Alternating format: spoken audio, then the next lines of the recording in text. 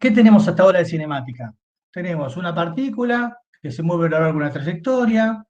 Entonces, nosotros con un sistema de coordenadas podíamos calcular la ecuación de la trayectoria, podíamos calcular la posición y teniendo en cuenta un sistema de referencia que era la incorporación del tiempo, podíamos calcular a partir de la posición en función de cualquier instante de tiempo, podíamos calcular la velocidad y la aceleración.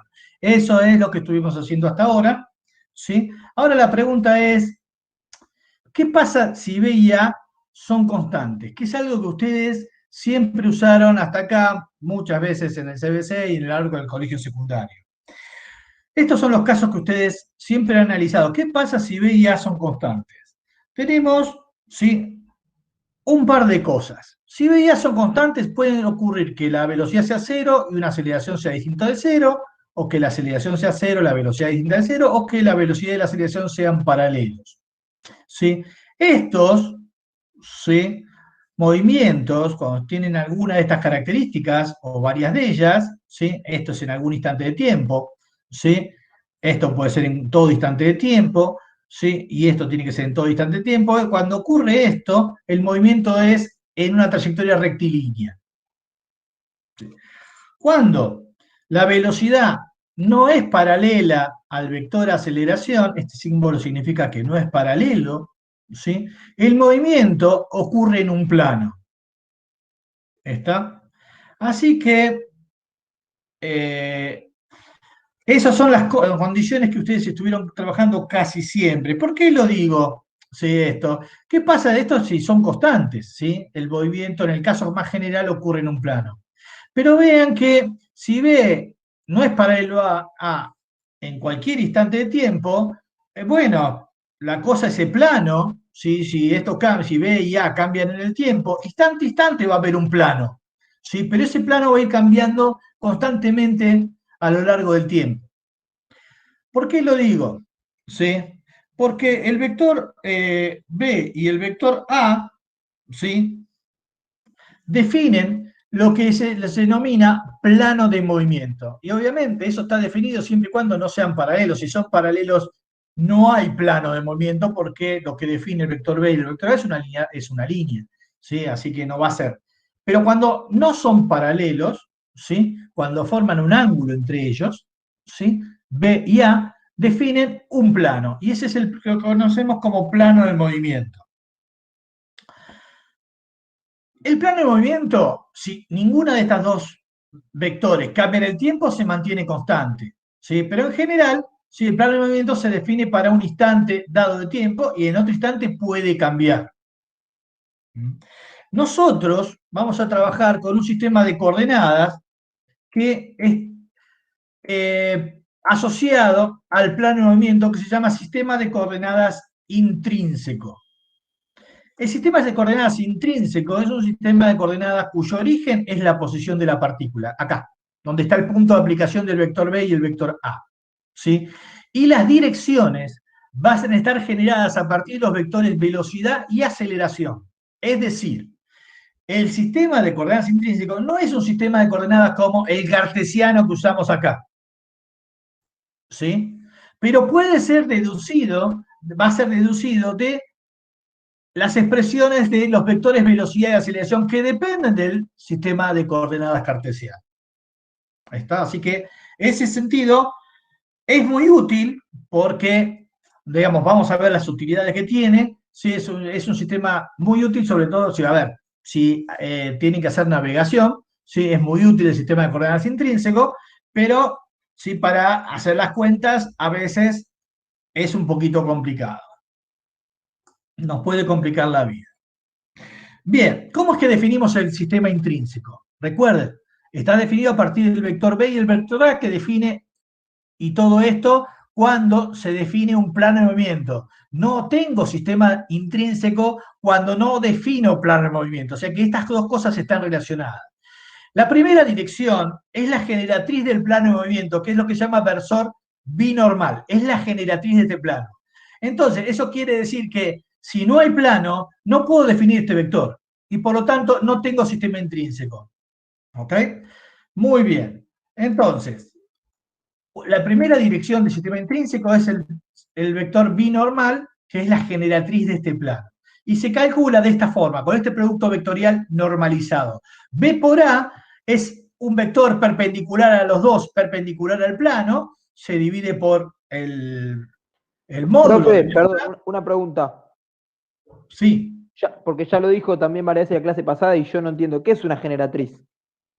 es la dirección perpendicular a un plano que se usa para fijar un plano. Por ejemplo, ¿sí? Usa tu dedo y apoyarlo en la pantalla, perpendicular a la pantalla. La dirección de tu dedo es la generatriz del plano de la pantalla, si tuviese que escribir en forma matemática. Ok, hecho. Es como un versor. Es un versor perpendicular al plano. Hecho. Perfecto. ¿Está? Muchas Es gracias. el vector normal al plano que usamos siempre en las fórmulas de álgebra. Sí, es el vector normal al plano. Ah, listo, clarísimo, clarísimo. ¿Eh? No, yo porque me confundía la palabra, pero perfecto, gracias. Perfecto, sí. A veces cuando yo lo usaba normal, los matemáticos me dicen, no, pero es el generatriz. Sí, sí, pero sí, es la Pero normal que por indica eso, por eso el estamos en física, le puedo decir normal entonces. sí. Es que tengo tantas cosas para decirle normal que prefiero decirle Sí, generatriz porque eso es verdad. sí, porque tenemos ya muchos normales. Eso seguro. ¿Sí? Bueno, vamos por. Este es el vector binormal, o sea, perpendicular al plano, se usa para escribir la ecuación del plano. ¿Sí? Este es el vector tangente, que es el vector que indica la dirección del vector velocidad. Y el otro se llama versor normal, que es la dirección de la aceleración perpendicular a la velocidad. Y lo calculamos de esta forma, como B y T y N tienen que generar una terna derecha, ¿sí? N no le queda otra cosa de que poderse calcular así. Pero si a ustedes dicen, bueno, ahora vamos a ver, digamos, bien cómo es la dirección de B, de N, ¿sí? Para un caso, ¿sí? Gráfico, por así decir. Suponga que tenemos el plano de movimiento definido por los vectores B y A que están puestos acá.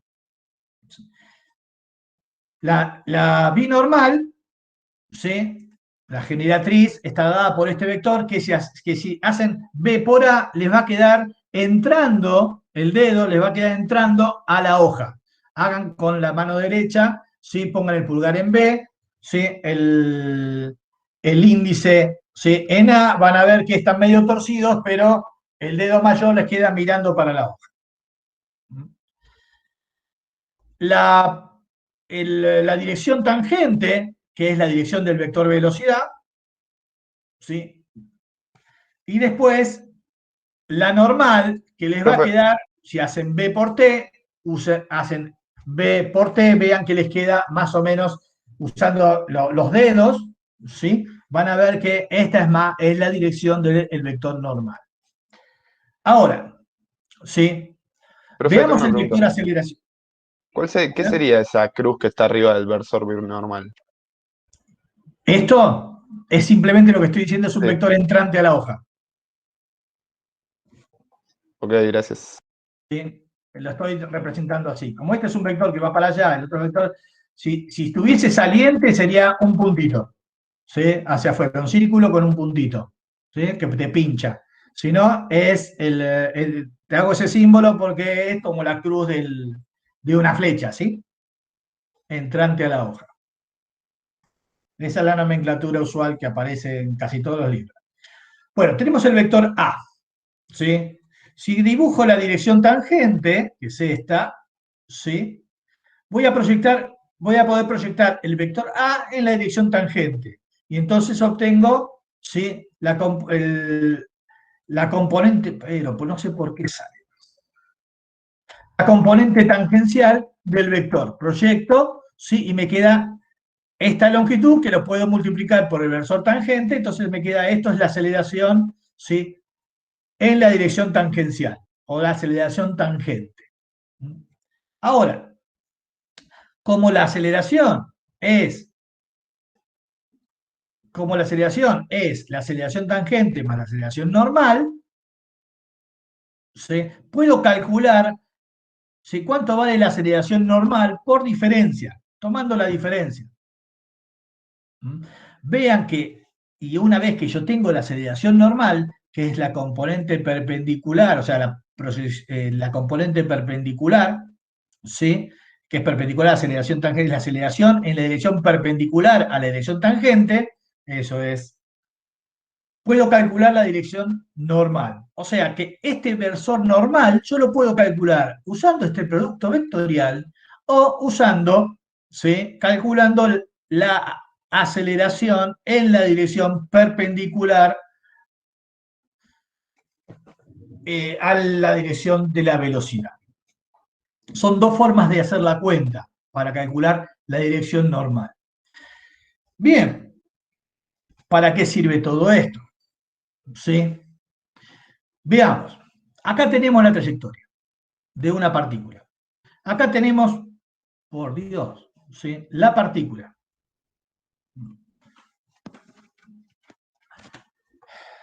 Señalada por el vector posición.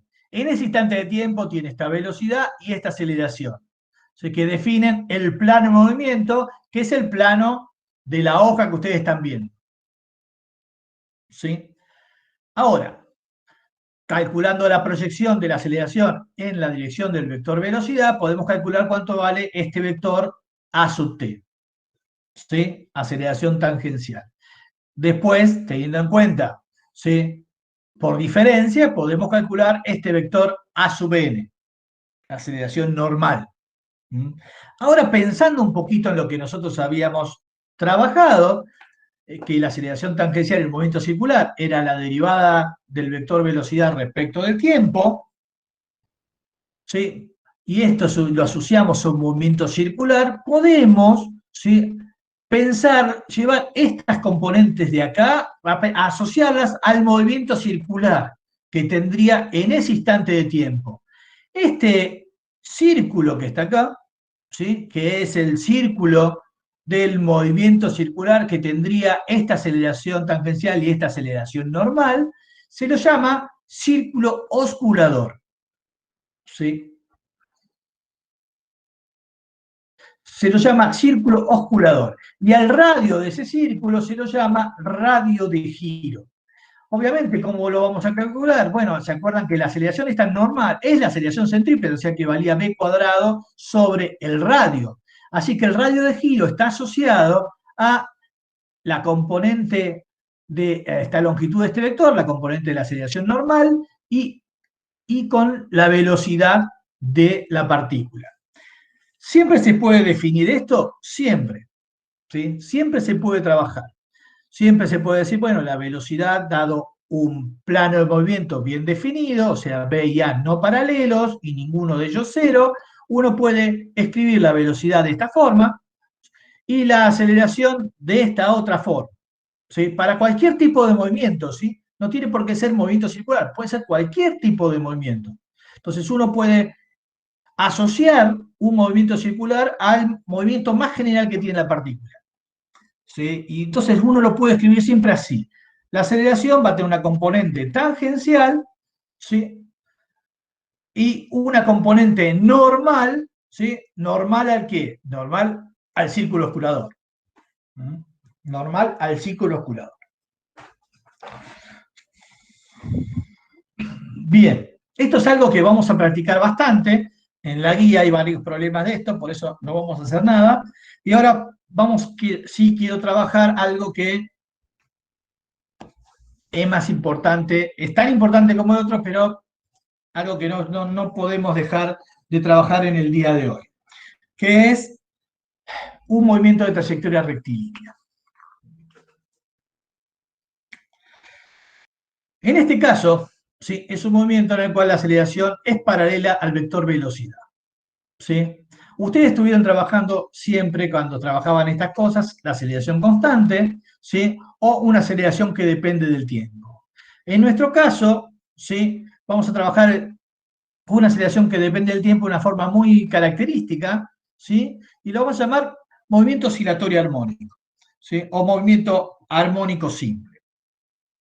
La característica fundamental de un movimiento armónico simple es que la trayectoria es un segmento de recta de cierta longitud, que vamos a llamarla L.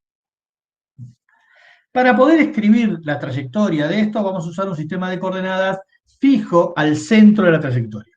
Y el eje X coincide, ¿sí?, con la trayectoria. De forma tal, más o menos, de esa figura como tienen ahí. La ecuación de la trayectoria, entonces, siguiendo ese sistema de coordenadas, es la más simple posible. ¿Sí? Es bastante simple. Módulo de X está, siempre X está a una distancia no mayor de L sobre 2 del origen, y vale 0 y Z vale 0. Y por lo tanto, el vector posición va a ser de tener solamente componente X y va a ser siempre escrito de esa forma. Ahora, si un movimiento es armónico simple, significa que esa X de t es una función armónica. ¿Sí? O sea que va para estar escrita de esta forma: A por el coseno de omega t más phi 0. Esa A se conoce como amplitud y tiene, digamos, valores. El valor va a ser simplemente esta longitud, esta que está acá. En este caso va a ser L sobre 2. La pulsación es una magnitud que tiene unidades de esto, lo que está dentro del coseno en física lo vamos a denominar radianes, es una fase y tiene unidades de radianes. Radianes es una unidad inventada, ¿sí? ¿Está? Pero le damos nombre para saber que estamos trabajando con fases, le decimos que son radianes. La pulsación tiene unidades de radianes por sobre segundo, de tal forma que multiplicado por el tiempo que está en segundos de radianes. Bien, a todo esto se llama fase, tiene unidades de radianes, y a esto se le llama fase inicial y también tiene unidades de radianes. Ok, si tenemos un cuerpo que hace, ¿sí?, un movimiento armónico simple, la posición va a estar dada por esta expresión. Para este cuerpo, ¿por qué? Porque la amplitud es L sobre 2. Y si grafico esto en el tiempo, esta es una gráfica de X en función del tiempo, es una función coseno, esta es la forma de la función coseno, ¿sí? Podemos ver que la amplitud, o sea, el valor máximo y el valor mínimo están entre más L sobre 2 y menos L sobre 2. Vean que se repite, ¿sí?, en forma periódica, porque la función coseno tiene periodo 2pi, o sea, el argumento de la función coseno tiene periodos 2pi, por lo tanto, ¿sí?, en el eje temporal va a haber un periodo temporal, ¿sí?, que va a estar medido en segundos, que va a ser 2pi dividido la pulsación. Esta es una fórmula importante que vamos a usar un montón, ¿sí? Y este phi 0 tiene que ver con el momento, ¿sí?, en el cual este argumento se hace 0, que en esencia está relacionado cuál es el origen de tiempo que tomé para el sistema de referencia. En este caso, phi 0 vale menos este tiempo en el cual se hace phi 0, este tiempo, ¿sí?, en el cual todo este argumento se hace 0 es menos phi 0 sobre omega. En esencia, lo que hace es, este phi 0 es corre esta gráfica hacia la derecha o hacia la izquierda, dependiendo del valor que tenga. Si es positivo, lo mueve para la izquierda, y si es negativo, se mueve hacia la derecha. Si tenemos la posición, podemos calcular la velocidad derivando. Vean que si yo derivo esto del tiempo, hacemos lo mismo que antes, ¿sí? Esto es una constante, pero cuando derivo la función coseno respecto al tiempo, tengo que derivar la función coseno respecto al argumento, que eso es menos el seno, por la derivada del argumento respecto al tiempo, que eso es omega. Así que esto me queda de esta expresión, ¿sí? Menos omega L sobre 2 seno. Esta gráfica, ¿sí?, es lo que está en azul, la grafiqué en azul. ¿Sí? Tiene valores máximos y mínimos que valen omega L sobre 2. ¿Sí? Toma valores máximos omega L sobre 2 y valores mínimos menos omega L sobre 2. Lo que grafiqué en puntos, ¿sí?, acá atrás, es la posición en función del tiempo. Simplemente para comparar, ¿sí? Vean que cuando una es máxima, la otra es 0. Cuando una es 0, la otra alcanza un extremo, ya sea el máximo o el mínimo. Tienen gráficas corridas, y bueno, una es coseno y la otra es el seno. Acá vuelve a aparecer la periodicidad temporal, ¿sí? La velocidad, como la posición, tienen periodos, se repiten, digamos, en periodos de tiempo, ¿sí? Y acá es interesante, ¿se acuerdan que el tiempo en el cual este argumento valía 0, ¿sí? Con el cual el coseno valía 1? En este caso, ese tiempo corresponde en el cual este argumento vale 0, en el cual todo esto vale 0. La velocidad vale 0. Bueno, si tengo la posición, tengo la velocidad, lo que sigue es calcular la aceleración. Derivamos la velocidad respecto al tiempo, ¿sí? Y entonces me queda, todo esto es una constante, queda afuera, y la derivada del seno respecto al tiempo, respecto del argumento es el coseno, y la derivada del argumento respecto al tiempo es omega, así que me queda esta expresión final para la aceleración en función del tiempo. Vean que queda menos omega cuadrado L sobre 2, esto va a ser el valor máximo. Si la grafico, esta es la gráfica en azul, es la gráfica de la aceleración en función del tiempo, en punteado es la posición en función del tiempo.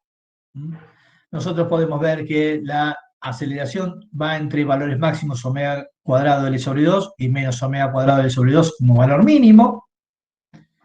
También se revela la periodicidad temporal, tiene la misma periodicidad temporal, y vean que cuando la velocidad, cuando la posición, ¿sí? Hacía que este argumento valga 0, ¿sí? En la posición, tramo máximo, acá va a aparecer un mínimo, ¿sí? Un mínimo. ¿Y eso por qué? Y bueno, porque si esto vale 0, el coseno de 0 vale 1, ¿sí? Así que la aceleración para ese instante de tiempo es menos omega cuadrado L sobre 2. O sea, está acá. Nos va a dar eso. Bien, estas son las cosas, digamos,